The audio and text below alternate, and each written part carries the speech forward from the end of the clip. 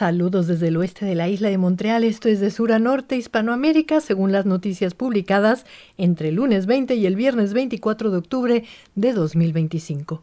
Comencemos con los países que limitan con el Atlántico Sur. En Argentina, la semana comenzó con el anuncio del Banco Central de un acuerdo de estabilización cambiaria por $20.000 millones con Estados Unidos, previo a las elecciones legislativas de este 26 de octubre, como informó Deutsche Welle. Deutsche Welle también informó sobre una investigación de la televisión alemana donde parejas alemanas pagarían hasta 50.000 euros para contratar madres sustitutas argentinas. CNN y otros medios cubrieron la decisión del presidente estadounidense Donald Trump de aumentar la importación de carne argentina. Prensa Latina indicó que una jueza neoyorquina dijo en la semana que el presidente argentino Javier Milei y su hermana Karina serían los dueños de millones de dólares generados por una estafa con criptomoneda falsa denominada Libra. Varios medios comentaron que en la víspera de las elecciones legislativas, la inflación en Argentina, en particular en precios de alimentos, sigue aumentando. Y la agencia Xinhua fue uno de los medios en informar que la expresidenta argentina Cristina Fernández de Kirchner aseguró el jueves que el experimento libertario de Javier Milei fracasó. En Uruguay, el ministro de Economía y Finanzas, Gabriel Odone, celebró una de las más importantes emisiones de bonos de su historia, por un valor de $1.850 millones, con vencimiento a 10 años, según explicó Prensa Latina. Prensa Latina también dijo que el presidente Yamandu Orsi anunció que el gobierno uruguayo demandó por estafa y fraude a la empresa española Cardama por irregularidades en el contrato de la construcción de 2 patrullas navales. Finalmente, Infobae dijo que el narcotraficante uruguayo Sebastián Marcet, uno de los más buscados de Sudamérica, difundió un video para burlarse de las autoridades que lo siguen buscando y dijo: "Yo puedo estar hoy acá, mañana en Paraguay, otro día en Bolivia, otro día en Colombia, donde sea". Ahora subamos por los países mediterráneos. En Paraguay, la Policía Nacional informó que en operativos conjuntos con sus pares colombianos desmantelaron una red de secuestradores que actuaba en diferentes países suramericanos, según publicó Infobae. En Bolivia, Rodrigo Paz ganó la segunda vuelta del domingo 19 de octubre y es el nuevo presidente del país altiplánico, según informaron varios medios. La agencia Xinhua dijo que Rodrigo Paz Pereira abrió la cuenta oficial de la oficina del presidente de Bolivia en redes sociales y anunció la restitución del escudo nacional como emblema único del Estado, una ruptura con la iconografía de los gobiernos anteriores. Ahora recorramos la costa del Pacífico. En Chile, el dólar sigue cayendo frente al peso chileno y el valor del cobre aumenta en los mercados globales, como indicó Infobae. Y la misma Infobae dedicó una nota a la simbiótica relación de unos diminutos cangrejos araña que se alimentan de los parásitos que afectan al congrio colorado, un emblemático pez de la gastronomía chilena y peruana. En el Perú, la agencia Xinhua informó que el presidente José Gerí declaró en emergencia a la región de Lima Metropolitana y el puerto del Callao por 30 días calendario para enfrentar el problema de la criminalidad. La misma agencia indicó que el Congreso de Perú otorgó su confianza al gabinete ministerial del nuevo presidente peruano, cuya principal misión será luchar contra la criminalidad en el territorio nacional. En Ecuador, el gobierno anunció, comenzando la semana, que no continuará con su diálogo con organizaciones indígenas de la norteña provincia de Imbabura,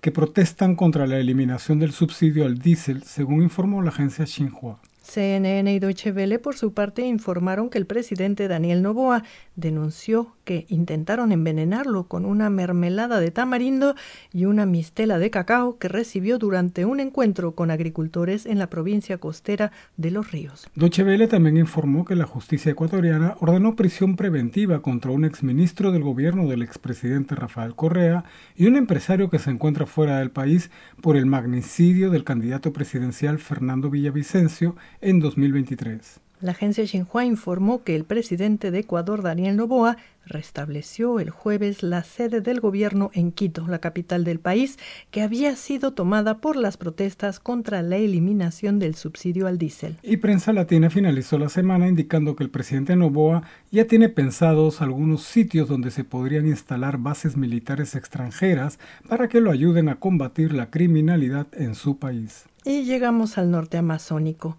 En Venezuela, cientos de venezolanos se beneficiarán con programas de formación técnica y certificación de conocimientos para fortalecer su reinserción productiva luego de sufrir la deportación, según explicó la agencia Xinhua. La agencia Infobae comentó el llamado a la paz que Nicolás Maduro envió a su par estadounidense Donald Trump en un lenguaje tarzaniano, según reconoció el propio mandatario venezolano, por su poco dominio de la lengua de Shakespeare. Infobae también dio cuenta de un nuevo ataque a una lancha en el Caribe que dejó un saldo de 6 muertos. En Colombia, el gobierno llamó el lunes a su embajador en Estados Unidos ante una nueva crisis en la relación bilateral debido al ataque a lanchas de pescadores en el Mar Caribe, como acusó el presidente Gustavo Petro, y la suspensión de la ayuda financiera de Washington anunciada por Donald Trump, como informaron medios como Deutsche Welle y CNN. Prensa Latina, por su parte, informó que las Fuerzas Armadas de Colombia y Ecuador destruyeron casi 2 toneladas de cocaína en el suroeste colombiano. Prensa Latina también informó que la economía de Colombia creció casi un 2% en el mes de agosto, según datos publicados esta semana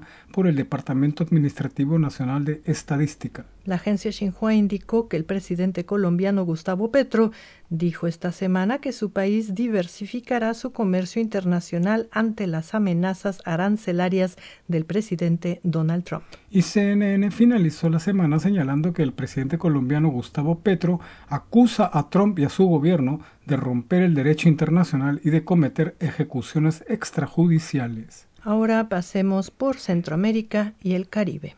En Panamá, en la última semana, se registraron 3 decesos por influenza y según las cifras oficiales difundidas por Prensa Latina, ya se han aplicado más de 1 millón de vacunas a nivel nacional. El miércoles, las fuerzas de seguridad de Estados Unidos y Panamá realizaron ejercicios militares en la selva panameña para intercambiar conocimientos especializados y renovar la cooperación en materia de seguridad y defensa, según dijo Infobae. Y la agencia Xinhua informó que el jueves los panameños realizaron la tradicional e histórica Siembra de Banderas, un evento que recuerda el 2 de mayo de 1958, cuando un grupo de estudiantes colocó 65 banderas panameñas en puntos emblemáticos de la desaparecida zona del Canal, entonces bajo control de Estados Unidos. En Costa Rica, Prensa Latina informó que la Fundación Casa de los Niños pidió a los aspirantes presidenciales un compromiso real con la niñez y recordó que el 37% de los menores de edad en el país vive en condiciones de pobreza.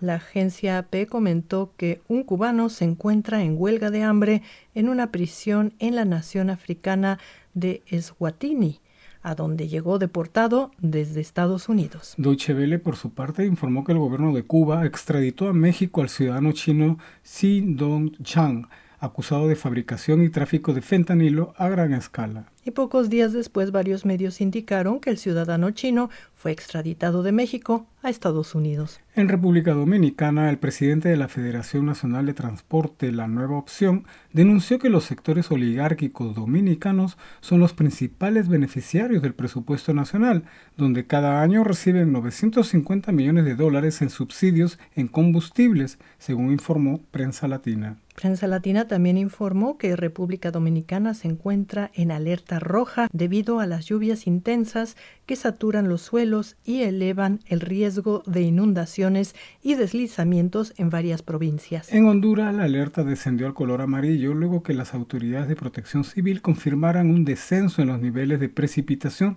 según informó Prensa Latina. El mismo medio dijo que el exmandatario de Honduras, Manuel Zelaya, acusó al candidato presidencial derechista Salvador Nasralla de incitar a la violencia electoral luego de quemar en un acto público la bandera del oficialista Partido Libertad y Refundación. En El Salvador, el embajador chino Chan Yanhui publicó un extenso artículo en un medio local para valorar la política de su país ante los graves peligros que enfrenta el mundo por el cambio climático, según informó Prensa Latina. El mismo medio indicó que el presidente salvadoreño Nayib Bukele pidió adelantar el pago de aguinaldos a los trabajadores públicos para dinamizar la economía del país. Y Estados Unidos estaría considerando eliminar o reducir los aranceles a El Salvador, según destacaron medios salvadoreños citados por Prensa Latina. En Guatemala, el periodista José Rubén Zamora sigue preso desde julio de 2022 sin posibilidad de defenderse, según la opinión de la Sociedad Interamericana de Prensa citada por Deutsche Welle en la semana. Prensa Latina, por su parte, indicó que el presidente guatemalteco Bernardo Arévalo dijo que ya atraparon a 4 miembros de la pandilla Barrio 18 de los 20 que huyeron en una fecha sin precisar. Y llegamos al norte, donde en México la presidenta Claudia Sheinbaum dijo que su país va muy adelantado en las negociaciones con Estados Unidos y, según Prensa Latina, en la próxima semana, en la cumbre de Foro de Cooperación Económica Asia-Pacífico, miembros de su gobierno sostendrán reuniones con representantes de la administración del presidente norteamericano Donald Trump para cerrar algunos acuerdos que todavía faltan. La agencia Xinhua, por su parte, resaltó que la Fiscalía General de México investiga a empresas y empresarios estadounidenses por su presunta participación en el contrabando de hidrocarburos, como confirmó el jueves la presidenta Claudia Sheinbaum. La misma Xinhua informó que más de 2,000 mexicanos fueron detenidos en Estados Unidos desde el inicio del gobierno de Donald Trump. En Estados Unidos, una encuesta de la agencia AP indicó que el 25% de hispanos adultos aún ve con buenos ojos al gobierno de Donald Trump,